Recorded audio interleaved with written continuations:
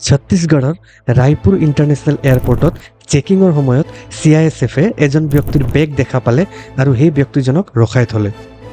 সেই মানুহজনৰ এখন বেগ কেৱল বাঁহীৰে ভৰি আছিল। CISFৰ ডাউট হ'ল।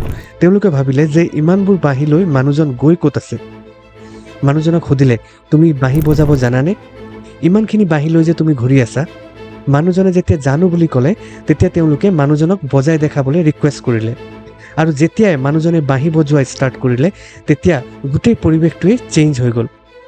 চাওকচোন মানুহজনে কেনেকৈ বাঁহী বজাই সকলোকে আচৰিত কৰি পেলালে।